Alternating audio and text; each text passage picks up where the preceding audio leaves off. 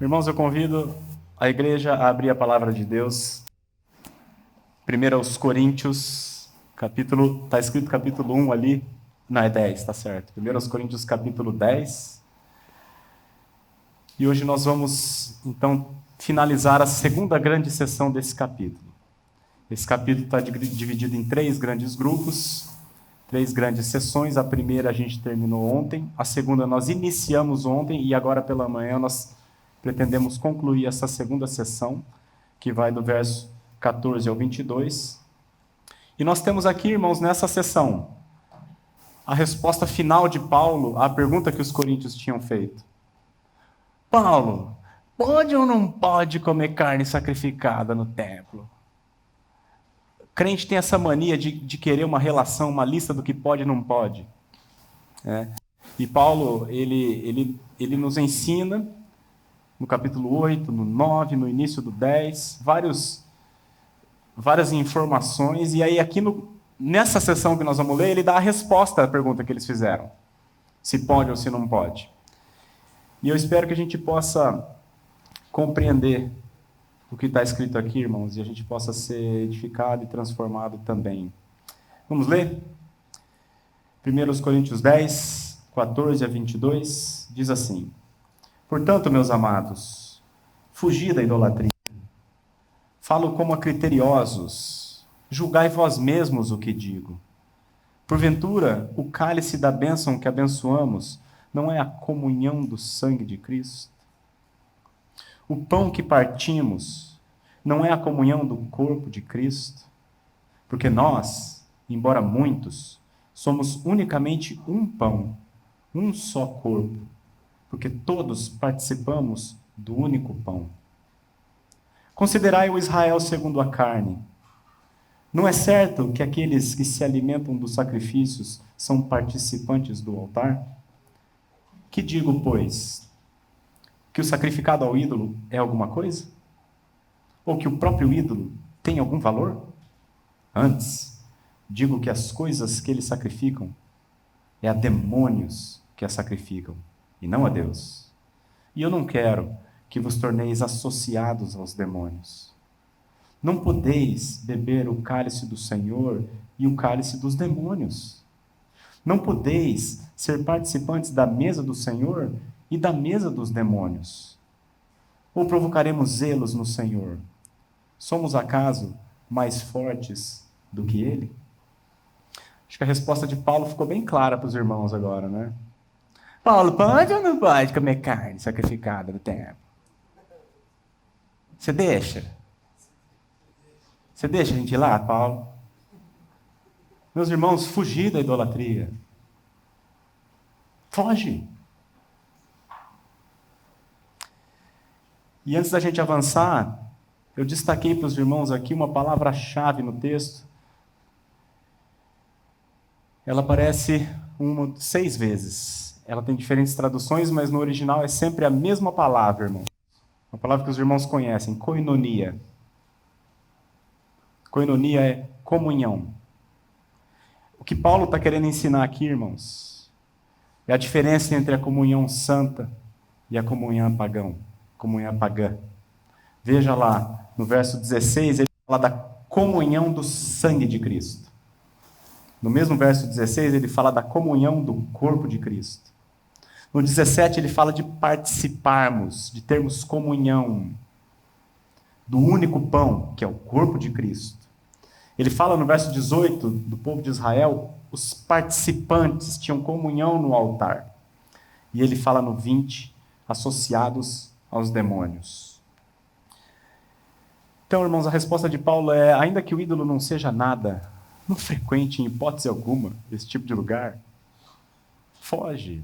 Não tenha comunhão nesse tipo de lugar, com esse tipo de gente. Não se associe aos demônios. Vamos então agora caminhar verso a verso. Ele começa dizendo: portanto, meus amados, fugi da idolatria. Esse versículo a gente tratou bem detalhadamente ontem à noite. Espero que os irmãos tenham entendido o que é idolatria. A idolatria não é simplesmente se curvar diante de uma imagem. Os ídolos, eles são construídos por nós mesmos, dentro do nosso coração. O nosso coração é a maior fábrica de ídolos que existe, constantemente produzindo ídolos. A idolatria não é exclusividade dos pagãos, nós também estamos sujeitos a ela.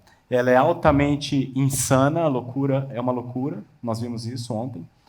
Os ídolos nada podem. Serve para fazer churrasco, a gente viu ontem, não é?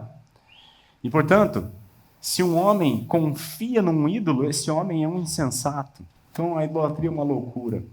E a gente viu também que é possível, pelo poder de Deus, pela graça de Deus, não apenas discernir a idolatria, mas também vencê-la, por causa daquilo que Deus fez em nosso favor. Tá? Então, o verso 14 a gente já viu ontem, nós vamos agora para o 15. Paulo está dizendo assim, falo como a criteriosa. No 14 ele tinha dito assim, meus amados. E agora no 15 ele chama a igreja de criteriosos. Falo como a criteriosos. Julgai vós mesmos o que digo. O que a gente tira disso aqui, irmãos? Primeiro, Paulo era um pastor amoroso, amava a igreja. Mas quando ele chama os coríntios de amados, e chama os coríntios de criteriosos, ou seja, pessoas que têm critério, que têm inteligência, têm discernimento, têm uma nova mente, ele está dizendo que ele está falando com crentes de fato, com pessoas que creram no Senhor. E como nós vimos ontem, irmãos, a idolatria não é um pecado que acomete somente os ímpios. O mandamento foi dado para quem foi salvo, lembra? Eu sou o Senhor teu Deus que te tirei da terra do Egito. Eu sou o Senhor teu Deus que te salvou. Não terás outros deuses diante de mim. Então, a idolatria é um pecado que nos ameaça o tempo todo, mesmo nós sendo crente. Ok? E ele diz assim, julgai vós mesmos o que digo. Ele está apelando para a consciência regenerada daquelas pessoas. Pensa no que eu vou dizer. E ele vai apresentar os argumentos dele aqui. E nós devemos também, assim como aqueles coríntios, julgar o que ele vai dizer aqui. Julgai vós mesmos o que Paulo vai dizer. Julguemos nós o que ele vai dizer. E o que ele vai fazer agora, daqui para frente, do 16 até o 20, ele vai apresentar argumentos para o imperativo que ele tinha dado. Qual era o imperativo? Foge dessas coisas. Não frequenta, em hipótese alguma, templo idólatra. Não vai para esses lugares. Versos 14 e 15 ele disse isso. Não faça isso. Foge. E aí agora ele vai argumentar. Por que você deve fugir? Ele vai apresentar dois tipos de argumento. O benefício que nós temos ao manter comunhão santa e o malefício ao qual nós nos submetemos quando mantemos uma comunhão que não convém. Então ele começa apresentando os benefícios da comunhão cristã. Verso 16. E aqui o irmão vai perceber que ele está retomando o assunto da ceia, que ele tinha falado lá no início do capítulo. Nossos pais estiveram todos sob a nuvem, todos embaixo do mar, foram alimentados por uma pedra espiritual, bebiam de uma água espiritual que saía da rocha, o pão que descia, lembra? Ele fez uma menção da ceia do Senhor, do maná, da água, e agora ele volta a fazer referência a esse assunto. E ele vai dizer ali no verso 16, porventura, o cálice da bênção que abençoamos não é a comunhão do sangue de Cristo? O pão que partimos não é a comunhão do corpo de Cristo? A gente, irmãos, não entende a ceia. Eu lembro que quando eu nasci de novo, comecei a frequentar a igreja, aí uma vez por mês tinha que fazer a filinha lá, pegar um copinho de vinho lá, um pedacinho de pão e comer. Eu falei, o que eu estou fazendo aqui, meu? O que é isso aqui? Né? E tem muita gente que vai lá na igreja, até hoje entra lá na fila, pega o pãozinho, pega o copinho, toma e não sabe o que está acontecendo. Ah, todo mundo faz, eu vou fazer também. Mas a ceia do Senhor foi instituída pelo Senhor. E eu quero chamar a atenção dos irmãos para o dia que ele instituiu isso. Lucas capítulo 22, de 14 a 20, nós temos o relato da instituição da ceia. Eu vou ler o texto e depois a gente conversa um pouquinho. Lucas 22, de 14 a 20. Esse barulhinho de folha de Bíblia, irmãos, para mim, é igual aquela brisa soprando, balançando as folhas das árvores, naquela paisagem, igual aquela ali, ó. Isso é música para mim. Não sei para vocês. Eu tenho um deleite nisso. Fecha parênteses. A ceia do Senhor, irmãos. Lucas capítulo 22, de 14 a 20, diz assim: chegada a hora, pôs-se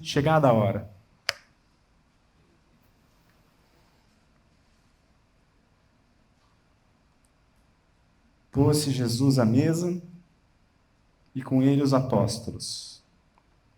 E disse-lhes: tenho desejado ansiosamente comer convosco esta Páscoa. Grave isso. Antes do meu sofrimento. Pois vos digo que nunca mais a comerei, até que ela se cumpra no reino de Deus. E tomando um cálice, havendo dado graças, disse: recebei e reparti entre vós. Pois vos digo que de agora em diante não mais beberei do fruto da videira, até que venha o reino de Deus. E tomando um pão, tendo dado graças, o partiu e lhes deu, dizendo: isto é o meu corpo, oferecido por vós. Fazei isto em memória de mim. Semelhantemente, depois de cear, tomou o cálice, dizendo: este é o cálice da nova aliança no meu sangue, derramado em favor de vós. Irmãos, os irmãos repararam que isso aqui aconteceu numa Páscoa. Numa Páscoa. Por quê?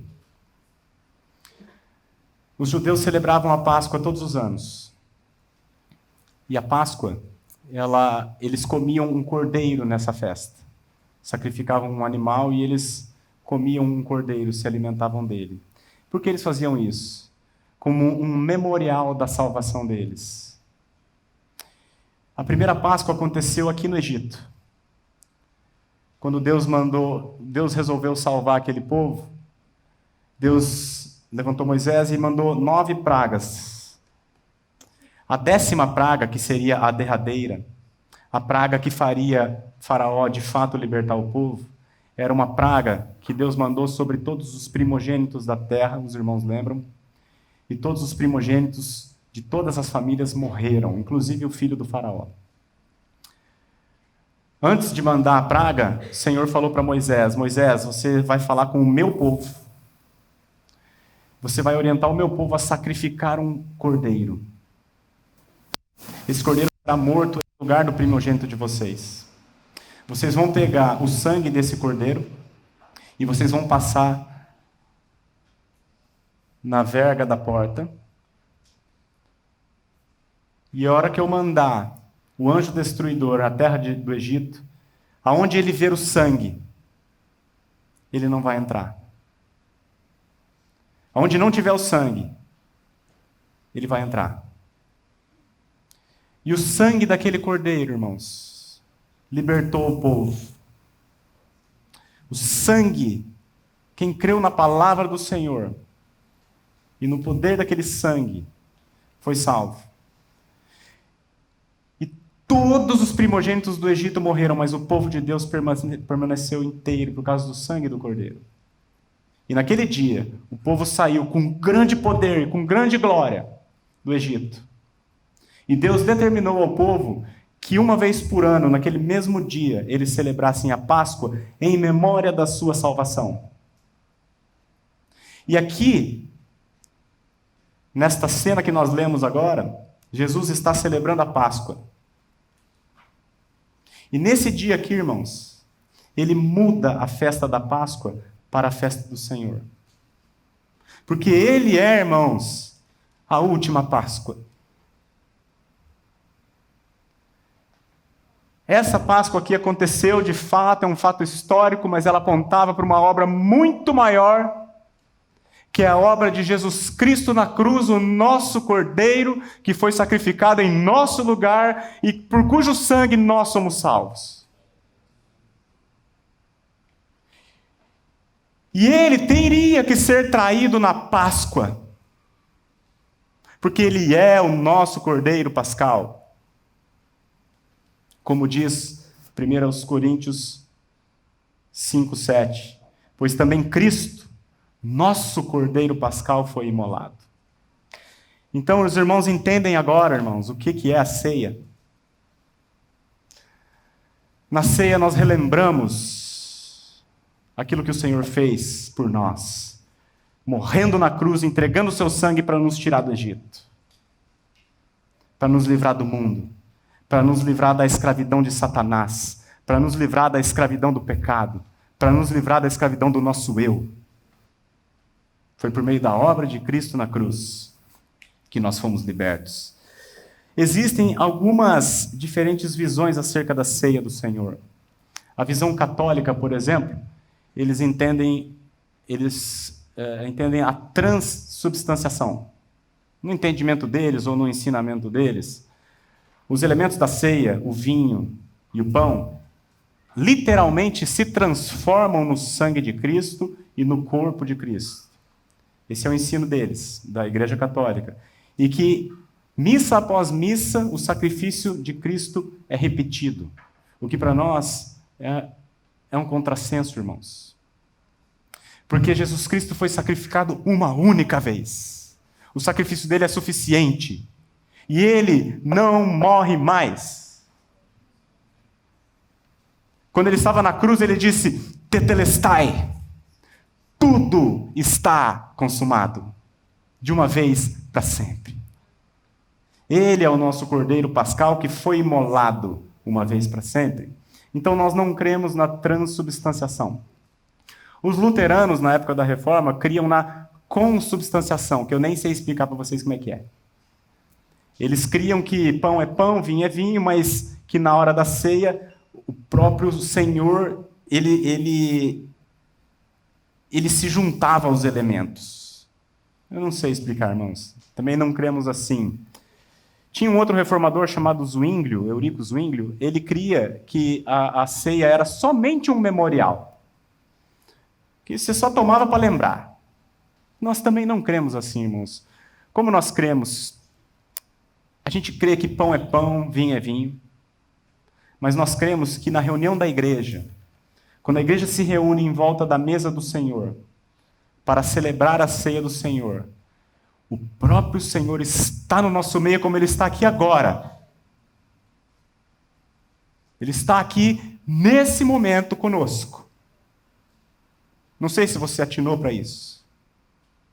Nós cremos que na reunião da igreja, Ele está presente, como aquela rocha que acompanhava o povo, estava junto com o povo. A rocha era Cristo, uma rocha espiritual que os seguia. Ele está aqui conosco, nos alimentando espiritualmente, nos edificando por meio da sua palavra, nos confortando pelo seu amor, tratando conosco individualmente, como Ele tem tratado com cada um de vocês aqui, falando ao coração, de maneira pessoal e íntima, porque é assim que Ele é. Então é isso que nós cremos da ceia. João Calvino diz que os sacramentos são dois: o batismo e a ceia. João Calvino, eu gosto da definição dele, ele diz que os sacramentos eles foram apresentados por Deus. Por que Deus estipulou os sacramentos? O batismo e a ceia. Eles foram apresentados por Deus com o fim de servir a nossa fé, que é débil. A gente é débil na fé. A gente vive cambaleando. Então, os sacramentos foram apresentados com o fim de servir a nossa fé, que é débil, a fim de nutri-la, exercitá-la e aumentá-la. No batismo, irmãos, o batismo, ele nos atesta ao coração que nós fomos perdoados, que nós fomos lavados, que nós fomos salvos. Por isso, o batismo, ele acontece só uma vez, irmãos, porque a nossa salvação acontece somente uma vez e de uma vez para sempre. Assim como o povo passou pelo mar só uma vez, não fica voltando, indo e voltando. Estou salvo, não estou salvo. Hoje eu estou salvo, amanhã eu não estou. Eu vou perder minha salvação. Não existe isso. Então o batismo acontece só uma vez porque nós somos salvos de uma vez por todas no dia em que eu nasci de novo. No dia em que eu me arrependi, tive consciência do meu pecado e criei no Senhor, eu fui salvo de uma vez por todas. Então esse é o batismo. Agora a ceia, irmãos. Assim como o maná caía todos os dias. O maná e a água. Todos os dias se repetiam. A ceia também, nós vamos tomar a ceia todos os dias até a volta do Senhor. Por que que acontece com frequência? Porque nós continuamos pecando. A gente foi regenerado, a gente é nova criatura, mas habitando num corpo velho, limitado, vivendo num mundo velho. E a gente precisa ser nutrido e ser fortalecido e ser encorajado com frequência pelo Senhor. E cada vez que nós falhamos, irmãos, e nós falhamos muito, os irmãos bem sabem, na reunião do Senhor, na ceia do Senhor, nós somos relembrados por Ele de que não é a nossa performance que garante a nossa salvação, mas é aquilo que Ele fez. Que não é o meu desempenho que me leva para o céu, mas é o sacrifício dele naquela cruz. É a graça dele, não são meus méritos. Oh, isso é confortável demais, irmãos, para mim, não sei se é para vocês. A ceia do Senhor é emocionante para mim. É um deleite, é um banquete. Na ceia do Senhor, nós somos relembrados, irmãos, do Evangelho. Isaías 53, 4 a 6. Nós somos lembrados disso aqui. Na ceia do Senhor, nós somos lembrados, irmãos, que certamente Ele levou sobre si as nossas enfermidades. Nós somos lembrados que as nossas dores Ele levou sobre si. Nós o reputávamos por aflito, ferido de Deus e oprimido. Mas está escrito ali, irmãos, que Ele foi traspassado pelas nossas transgressões e moído pelas nossas iniquidades. Está escrito ali que o castigo que nos traz a paz estava sobre Ele. E pelas suas pisaduras nós fomos sarados. Na ceia do Senhor, na reunião do povo de Deus, nós somos relembrados do Evangelho, irmãos. O pastor Maurício, ele, quando toma ceia, uma vez ele falou isso e ele faz isso sempre mesmo. Aquele pãozinho que ele pega na mão, ele fica amassando, esmagando. Porque aqui nesse texto de Isaías 53, mais para frente, vai dizer que ao Senhor agradou moê-lo, fazendo-o enfermar. Porque é isso que o pecado merece, irmãos. A ira de Deus. O pecado merece a justa ira de Deus. O pecador merece ser moído. É o que eu e você merecemos. Eu e você merecíamos isso. E merecemos. Mas o Senhor Jesus, porque nos amou, falou: Pai, deixa comigo.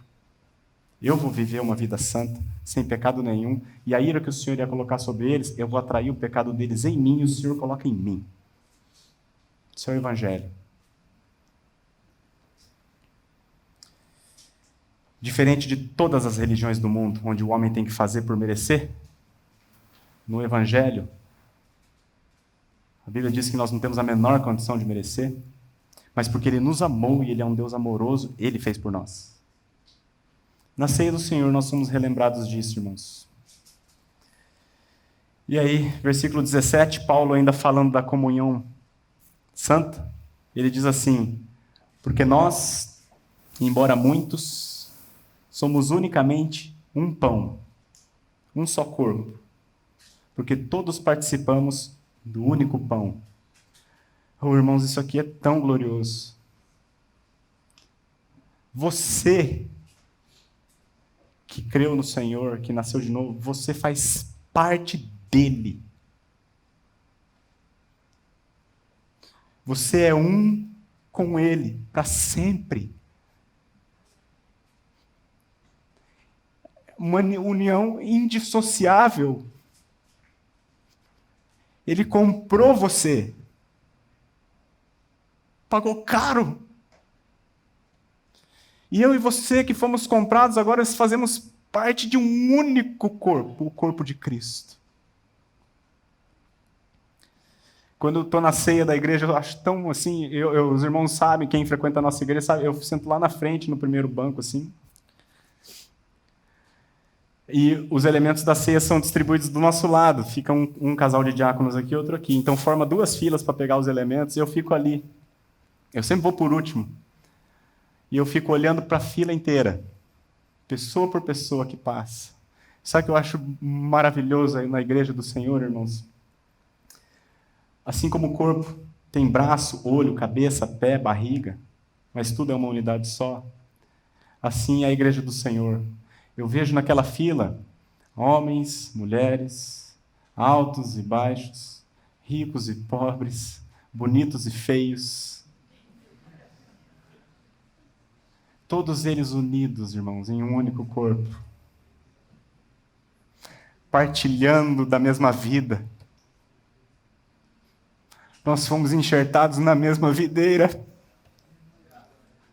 Irmãos, Jesus Cristo, ele construiu a nova humanidade. Ele fez o homem de novo. O homem que se tinha extraviado, irmãos, ele reconstruiu. Aquilo que o comunismo propõe, irmãos, igualdade, de fora para dentro.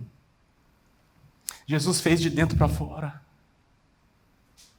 Jesus refez o homem na cruz. Essa nova humanidade, irmãos, que se reúne na ceia do Senhor, essa é a humanidade que estará no céu.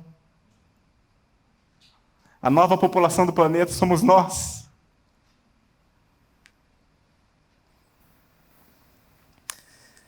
Quão grande é o privilégio de ter comunhão com a nova humanidade, irmão.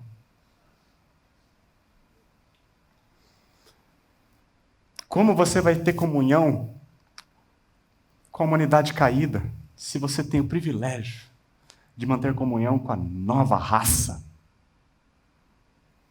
É o que Paulo está dizendo aqui. A reunião da igreja, irmãos, não é uma obrigação como muitos pensam. Já fui lá, já fiz a minha parte. A gente escuta isso no domingo, geralmente.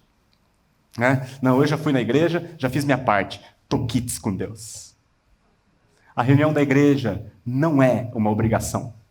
É antes um privilégio. Quando Deus instituiu a lei do sábado, olha o que ele diz, Êxodo 20:12. Deus falando, também lhes dei os meus sábados. É uma dádiva. Para servirem de sinal entre mim e eles, para quê? Tem uma finalidade, irmãos. A reunião da igreja tem uma finalidade. Serve de sinal entre nós e Deus, e para que nós soubéssemos que é o Senhor que nos santifica. A reunião da igreja não é uma obrigação, é uma dádiva. Na reunião da igreja, nós somos santificados pelo Senhor. Na reunião da igreja, Ele fala conosco. Na reunião da igreja, você é ensinado, você é confrontado, mas não apenas confrontado, você é confortado. Você é consolado, você é exortado. Tudo isso acontece na reunião do povo de Deus. Você sabe do que eu estou falando porque você está experimentando isso nesses dias. Você sabe o quanto o Senhor tem trabalhado na sua vida. E na reunião da igreja, irmãos, nós temos então a santa comunhão. Há uma comunhão vertical. Olha esse Salmo 22. Leia junto comigo esse salmo. Esse salmo, irmãos, é Jesus falando. Porque lá no Novo Testamento foi aplicado a ele este salmo. Então é o próprio Cristo falando. Veja o que Jesus está falando. A meus irmãos declararei o teu nome, cantar-te-ei louvores no meio da congregação. Sabe a hora que a gente estava louvando aqui? Jesus estava aqui e ele está aqui. Ele estava cantando louvores ao Senhor conosco no meio da congregação. Percebe o quanto é grande isso, irmãos? Isso não é místico, não. Isso é uma realidade espiritual. Jesus está aqui. Louvado seja o nome dele. Então, além da comunhão vertical que nós temos com o Senhor, na reunião da igreja nós também temos a reunião horizontal, a reunião de irmãos, como diz Efésios 4:6. Vamos ler juntos? Há um só Deus e Pai de todos, o qual é sobre todos, age por meio de todos e está em todos. Irmãos, Deus está em cada um dos crentes, age por meio de cada um dos crentes. Então, na reunião da igreja, você se submete à ação de Deus por meio do seu irmão. A reunião da igreja não é uma obrigação, é uma dádiva de Deus. Pensa na figura de um triângulo. Na ponta está Deus, de uma ponta aqui embaixo estou eu, na outra ponta está o meu irmão. Quanto mais comunhão, quanto mais próximo do Senhor eu estou, mais próximo do meu irmão eu estou. Pensa num triângulo fechando. Quanto mais próximo do Senhor, mais próximo do meu irmão. E vice-versa. Quanto mais longe eu estiver do Senhor, mais longe eu estou do meu irmão. E aí só uma recomendação para os jovens que pretendem casar. Não cometa a insensatez de casar em julgo desigual. Porque certamente o teu cônjuge tenderá a te afastar do Senhor. Não cai naquela de namoro evangelístico, não. Isso é migué. Isso aí é idolatria do seu coração. Tá? Esse método aí, não, vou namorar aquela mina lá, porque quem sabe eu evangelizo ela. Véi, isso aí é um ídolo que você criou no seu coração, você está se auto-enganando e vai para o inferno com ele. Para o inferno não, porque você já nasceu de novo, né, irmão? Mas você vai ficar no deserto aqui prostrado.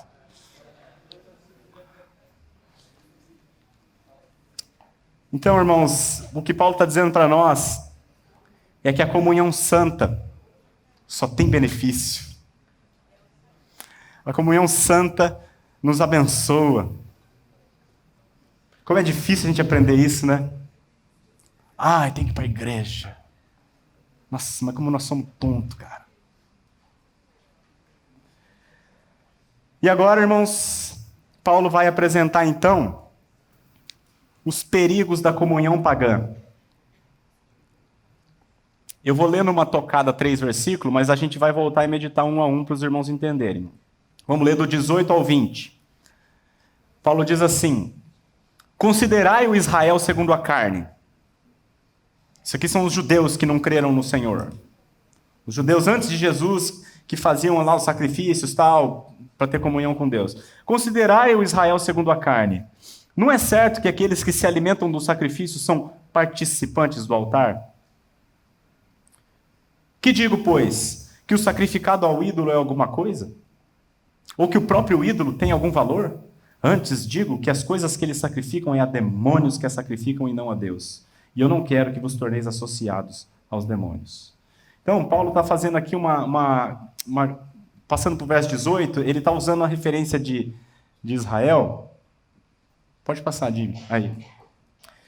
Quando o povo oferecia sacrifícios ao Senhor no altar, havia uma comunhão entre Deus, o sacerdote, e o pecador que estava oferecendo a oferta, né? Então havia comunhão com Deus, havia bênção, havia santificação, havia perdão de pecado. E o ponto de Paulo é o seguinte: assim como a igreja, assim como Israel mantinha comunhão com Deus por meio daqueles ritos, assim a igreja mantém comunhão com Deus por meio da ceia, e assim os idólatras, ou quem frequenta templo pagão, mantém comunhão com demônios. Esse é o ponto de Paulo. Esse é o ponto dele, para a igreja de Corinto. E aparentemente o Paulo pode estar se contradizendo, sabe por quê, irmãos? Ele disse no 8:4, 2 capítulos atrás, ele tinha dito assim: no tocante à comida sacrificada a ídolos, sabemos que o ídolo de si mesmo nada é no mundo e que não há senão um só Deus. Então, olha só, Paulo pode estar parecendo meio louco, né? Porque 2 capítulos atrás ele disse assim, o ídolo não é nada. A carne sacrificada ao ídolo não é nada. Mas agora, no nosso capítulo, aqui ele está dizendo, quem tem comunhão não pode fazer isso. Você está tendo comunhão com... Mas aí, então, os coríntios Ao ouvir essa determinação do Paulo de, né, não se misturar com idolatria pagã e tal, eles podiam dizer assim, mas Paulo, por que você está tão preocupado assim da gente ir lá? Você mesmo disse que carne, comida sacrificada não é nada, que o ídolo não é nada. Você disse para a gente que não tem problema. A gente só vai lá para comer a carne. Nós não vamos lá para adorar, só vai lá por causa da carne. A carne é melhor. A gente não vai lá adorar os deuses deles. São os outros que adoram os ídolos. Nós somos fortes, a gente entende já que o ídolo não é nada. Nós temos entendimento. Nós somos crente bom. Então, Paulo, se antecipando a essas possíveis objeções dos coríntios, aí ele escreve, então, versículo 19 e 20. Ele diz assim, que digo, pois? Que o sacrificado ao ídolo é alguma coisa? Ou que o próprio ídolo tem algum valor? Claro que não. Óbvio que não. Já falei que não. Vocês que não estão entendendo. Claro que não. Mas ele complementa. Antes, digo que as coisas que eles sacrificam é a demônios que as sacrificam e não a Deus. E eu não quero que vos torneis associados ou que tenhais comunhão com os demônios. Irmãos, quando um ídolo é adorado, em última instância, quem recebe a adoração são os demônios. É isso que Paulo está dizendo aqui. Os irmãos vão lembrar da tentação de Jesus. Uma das tentações, Satanás leva Jesus em cima de um monte alto, mostra para Jesus todos os reinos da terra e toda a sua glória, lembra? E ele diz assim para Jesus, tudo isso te darei, se prostrado me adorares. O que estava diante dos olhos de Jesus? Os reinos da terra e a sua glória. O que estava por trás da situação toda? Adoração a Satanás. Entendem? Essa aqui é uma mensagem de Paulo para os coríntios fortes. Ele está dizendo assim para os fortes, para os entendidos. Tem uma coisa que vocês já entenderam. Que o ídolo realmente não é nada. Que os pagãos vão lá adorar um pedaço de pau. Isso vocês já entenderam. Mas tem uma coisa que vocês não entenderam ainda. Por trás daquilo tudo estão os demônios. Você não entendeu isso ainda. E eu não quero que vos torneis associados aos demônios. Então, Paulo começou dando um imperativo lá, foge da idolatria, e agora ele deu os argumentos, porque nós não devemos participar desse negócio, porque a comunhão santa é benéfica, muito boa, e a comunhão pagã é a associação com os demônios. É isso, esse é o argumento dele. E aí ele conclui, verso 21 e 22, ele conclui assim no 21. Não podeis beber o cálice do Senhor e o cálice dos demônios. Não podeis ser participantes da mesa do Senhor e da mesa dos demônios. Esse não podeis aqui, irmãos, não é no sentido de uma proibição estrita. Não pode porque não pode, porque eu não deixo. Porque é isso que o crente gosta disso. O que eu posso fazer? Pode ou não pode? Isso pode? Isso aqui não pode? É pecado? Não. Ele está dizendo assim, não podeis, não no sentido de não pode. Não é isso. É no sentido de incompatibilidade, irmãos. Você faz parte da nova criação. Você faz parte da nova humanidade. A nova humanidade não tem parte com trevas. Que comunhão há entre luz e trevas? Que prazer pode haver para um crente viver em pecado? É isso que ele está dizendo. O erro de Israel, irmãos, foi que eles foram chamados para uma nova vida, para o deleite em Canaã, mas eles se apegaram ao estilo de vida antigo e não desfrutaram nem de um nem de outro. Porque o ímpio que está no Egito, ele ainda desfruta.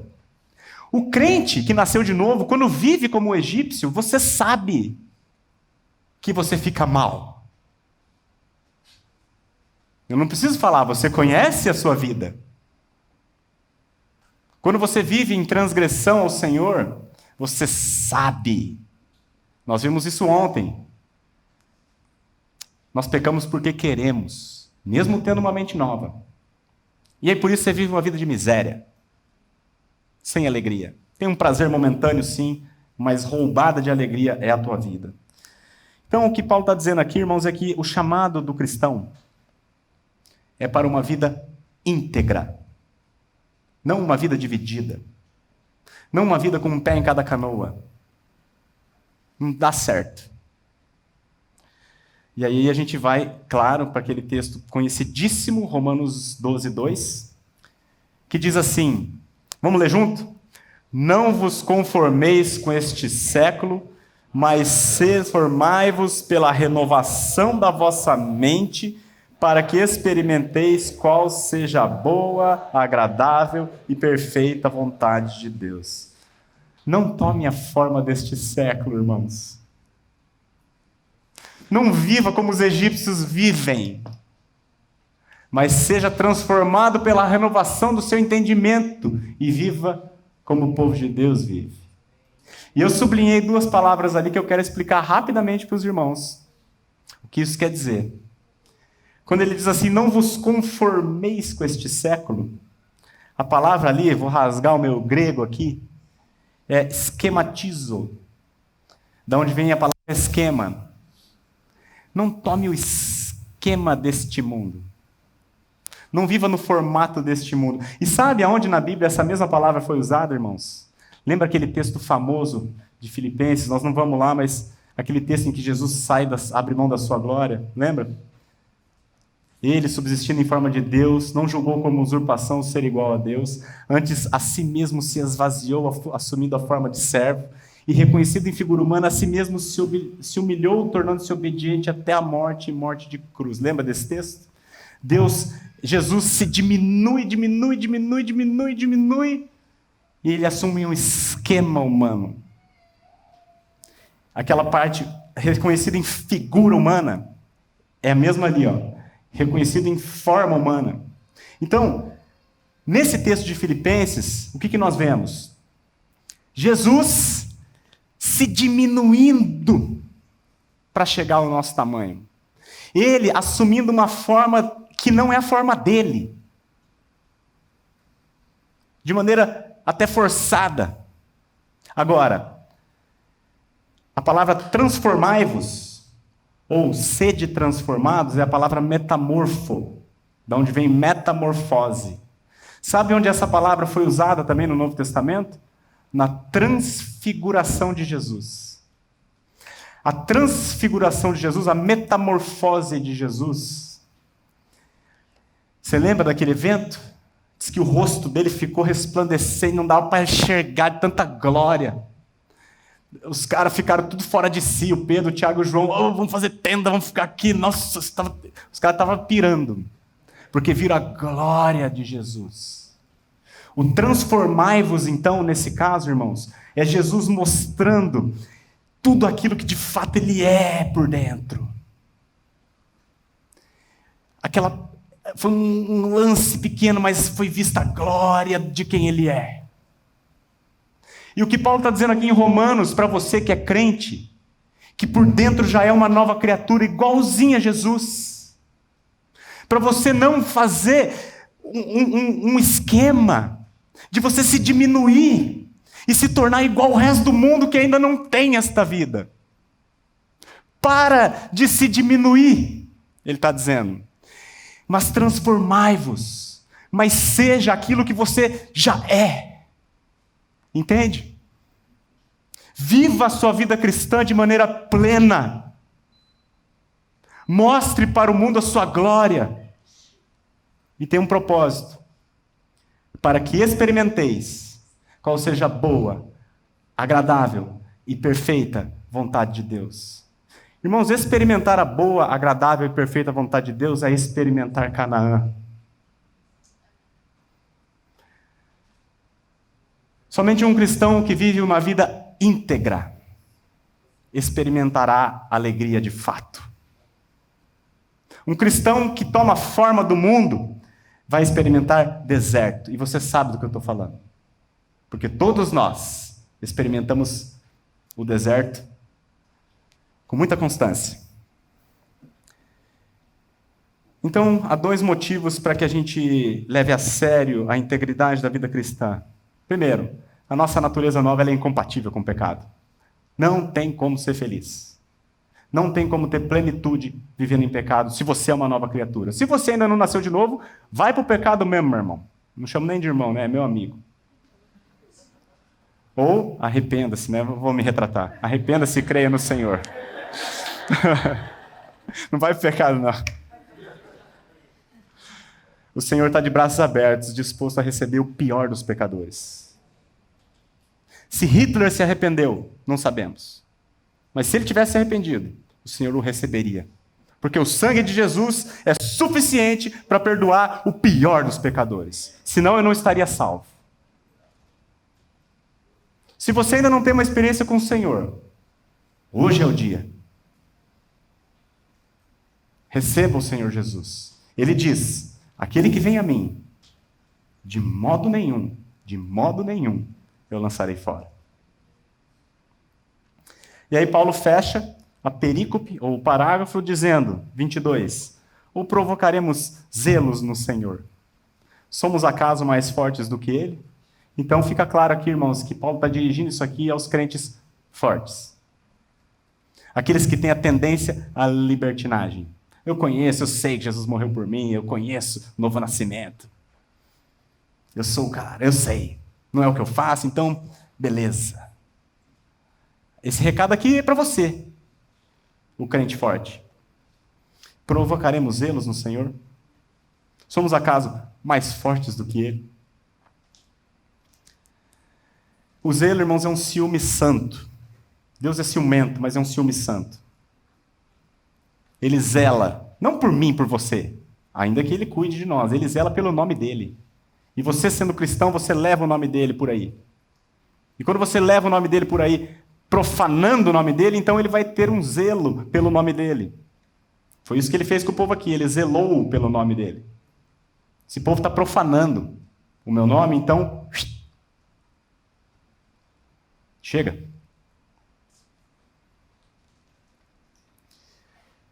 Quantos cristãos, irmãos, cristãos genuínos, vivem vidas miseráveis? Tem alguns aqui, provavelmente. Tem vários aqui, provavelmente.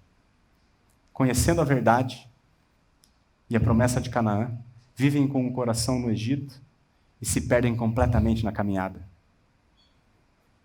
Uma vida miserável. Casamentos medíocres. Divórcios, relacionamentos destruídos. Uma vida de tristeza, de vício, de escravidão. Falta de alegria, sentimento de culpa, remorso. Irmãos, o cristão não foi chamado para esse tipo de vida medíocre. Nós somos chamados para Canaã.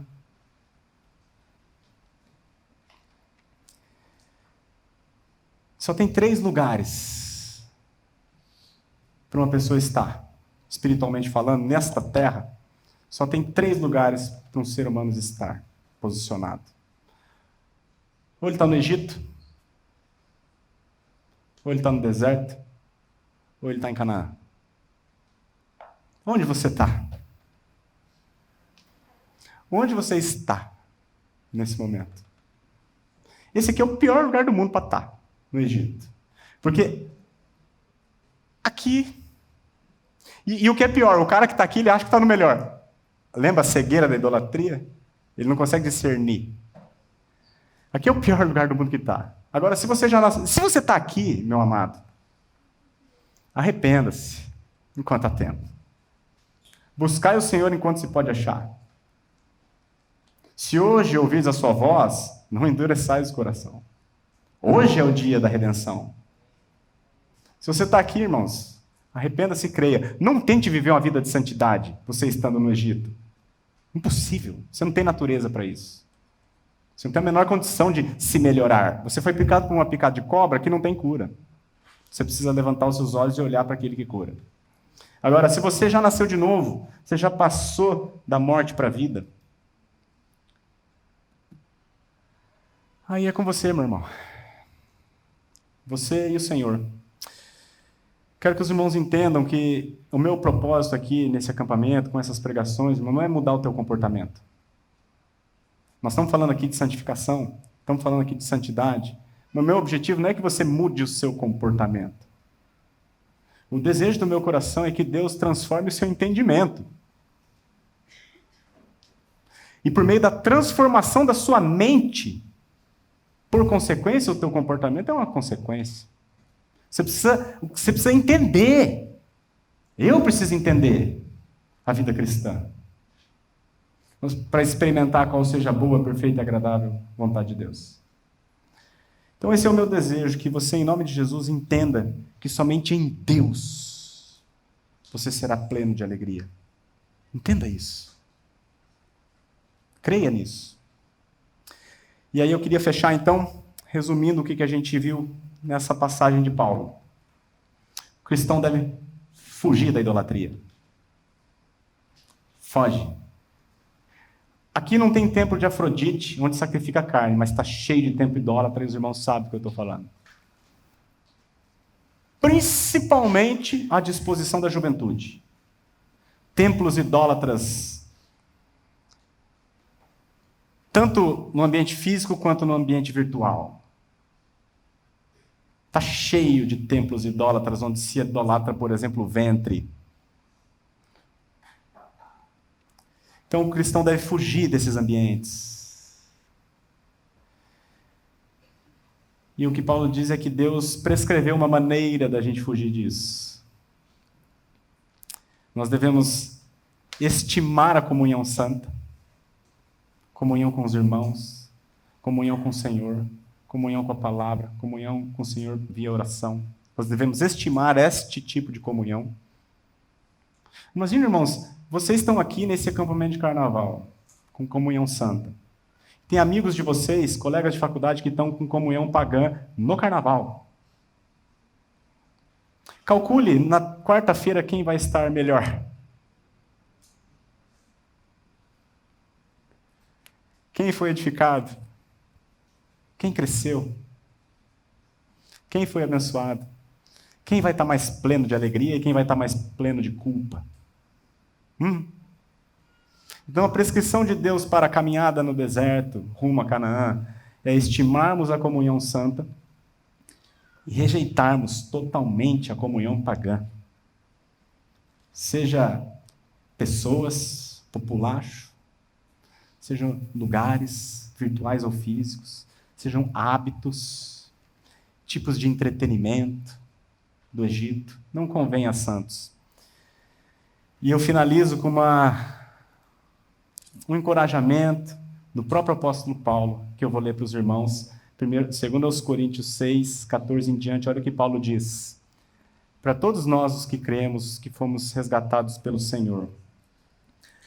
Não vos ponhais em julgo desigual com os incrédulos.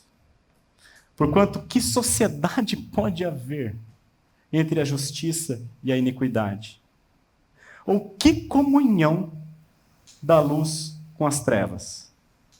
Que harmonia entre Cristo e o maligno? Ou que união do crente com o incrédulo? Que ligação há entre o santuário de Deus, que somos nós, e os ídolos?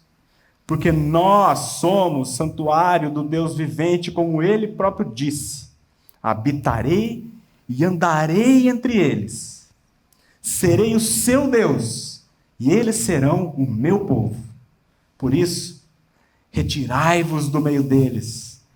Separai-vos, diz o Senhor. Não toqueis em coisas impuras, e eu vos receberei. Serei vosso Pai, e vós sereis para mim filhos e filhas, diz o Senhor Todo-Poderoso. Tendo, pois, ó amados, tais promessas, purifiquemo-nos de toda impureza, tanto da carne como do espírito, aperfeiçoando a nossa santidade no temor de Deus. Amém?